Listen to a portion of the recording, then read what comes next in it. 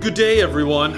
So my friend Colby Sharp reached out to me and asked if I would make a video about reading aloud to students, which I immediately thought is weird for a high school teacher because I don't know that I read that much out loud. I mean, I guess I do, but not in the same way that not the same way that elementary teachers do, where you are like reading, having story time and reading books. But the more I thought about it, the more I think I do read a lot to my students, or we do at least do a lot of read aloud activities. And so I thought I'd share those 5 super amazing-ish activities with you. My first would be the way I started the school year this year, and I've made a number of videos about all the different things I'm going to talk about, and I'll just put you'll see the little card will pop up in the corner. If you want to check those out later, they're there for your perusal. But the beginning of the school year, I did a new take on learning plot development this year, which is instead of just learning that little plot development chart and reading through a short story or something and then matching it to that, we took children's books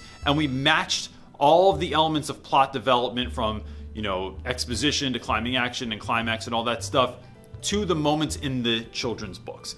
And my favorite author by far to read in this genre is Oliver Jeffers. My name's Oliver Jeffers. My name is Oliver. Who wrote The Incredible Book Eating Boy and a number of other great books. And I like them because they're weird, because it's not the same, because they're a little bit out of left field and they're more creative, and I love the artwork in it, and everything about it is it's not a book that my students would have grown up with necessarily. So they're not reading like an old favorite. It's something new and fresh and interesting and cool. Reading books like that aloud, I also noticed that the students really, really like being read to, especially children's books. And I have dudes that are hardcore fronting in class that are acting like this isn't what they want to read, they're not interested in this is like beneath them or something.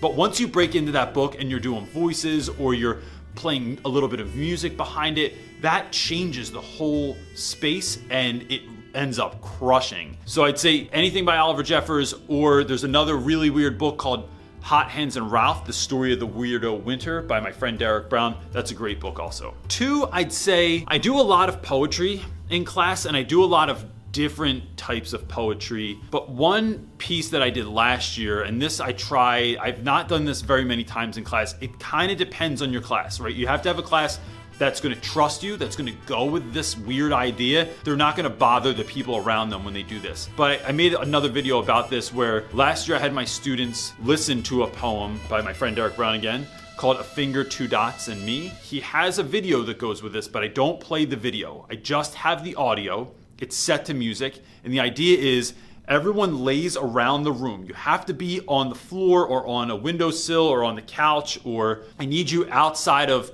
your desk area. You could just lean up somewhere if you wanted to, and then you have to close your eyes. We turn the lights down, we put the shades down, and I play this poem, which is set to music. It starts very, very slow, and then it has this great crescendo, and then the end of it is really wonderful. And I use this to practice imagery. The idea that we're creating pictures in our heads by hearing the words that the poet is saying. And this is really fun for the students because it's like they kind of feel like they're getting away with something. I let them know I don't do this with every class. So if I'm doing it with your class, I'm 100% trusting you, but I need you to respect that trust and to show it back to me and to your classmates.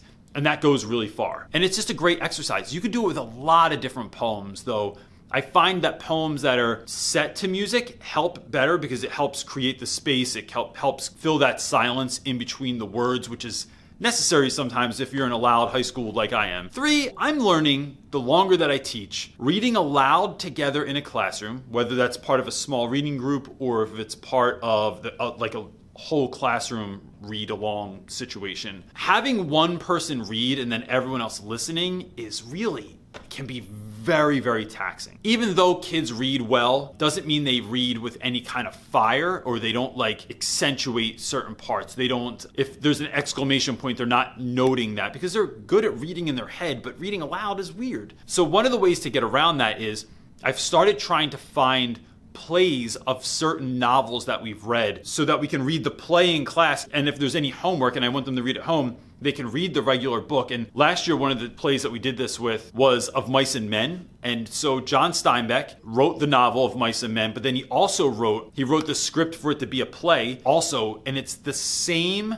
story, but they just take out a lot of that flowery language that my kids get lost on when there's 2 pages of how brown the grass was and how blue the sky was. I love that stuff, and I think it has its place. We all know there's certain days when you just want to kind of get through the content, or the boys are really excited what's going to happen in the story, or that's not going to work. Reading it as a play, being able for me to move around the room and orchestrate and tell people, read really loud, be angry at this part, be super excited at this part, really helps. And I think the other key to that is playing music behind certain parts. The Not So Secret Wife got me a Bose speaker for my birthday this year, and the Bluetooth hooks right up to my cell phone. I've also just used my cell phone in the past where if I know a sad part is coming up, I will cue up sad music on my phone as I'm sitting there.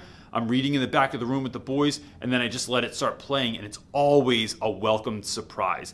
You can do that with super exciting moments. You can do that with silly moments. Just look up music and have a playlist that goes along with your book, and it just accentuates it. And the thing that's the most fascinating is that the kids will almost always match the music. They'll read a little bit louder. They'll read stronger. They will hit those exclamation points because the music is transforming them as well and making this more of an event than it would have been if they were just reading it. Reading a play also lets you have, 3, 4, 5, 6 characters reading at a time, and that just makes it more fun for everyone because you have 6 different people reading at once instead of just one kid reading and then another and another and another. My last 2 are, there is an author, where's the book? Dallas Clayton, who wrote this book, It's Never Too Late. He wrote a whole bunch of different books. I don't want to say unusual. I mean, he's an unusual dude. He's an interesting dude. But he wrote this book. It's a children's book for adults. The idea being that it's never too late to kind of change your course in life. Even teaching 14 and 15-year-olds, some of these dudes just think that life is set for them. They're not going to college. They're not going to do what they wanted to do, or their lives are being controlled by their parents or by some outside force, and they don't think they can actually have that conversation with their parents or manipulate the force. And I love reading little books like this every once in a while just because it helps kids to pause for a moment and think, what if I could do it? What if I could change my life a little bit? Dallas Clayton's book is a really good answer to that.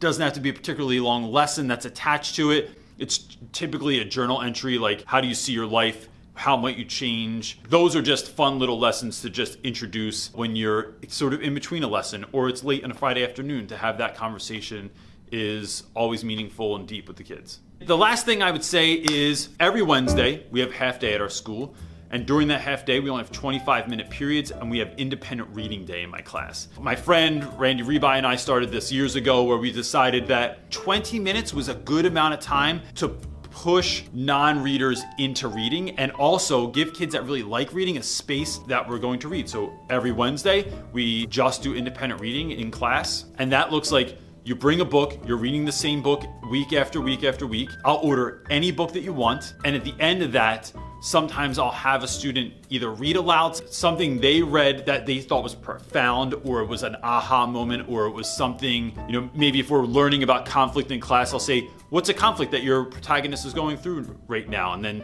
different people will answer. Or if whatever book I'm reading, because I always read with the students, it's so impactful to students that you read with them if you do this experiment, because I just find that my students read a lot better if I read with them. If I'm trying to grade papers or do some other work, they're more distracted, but if I can model what I want to see them doing, it really goes a long way. At the end of that time, I will read with them something that I thought was profound in my book. So right now I'm reading I might be reading 4 different books. I don't know. I'm always reading more than one book at a time. One is I just started my friend Randy Rebai's After the Shot Drops, which is his new book, pre-order on Amazon now. I've started reading this. I was reading Terry Crews' Manhood after hearing a podcast with Terry Crews. And I'm also reading the Rap Yearbook, which breaks rap music down by year and talks about the significance of each song or each artist and how they sort of propelled the art form into a new stratosphere. So after reading these, I'm always writing my books, I'm always annotating, and I'll tell the kids let me just read you this line or this paragraph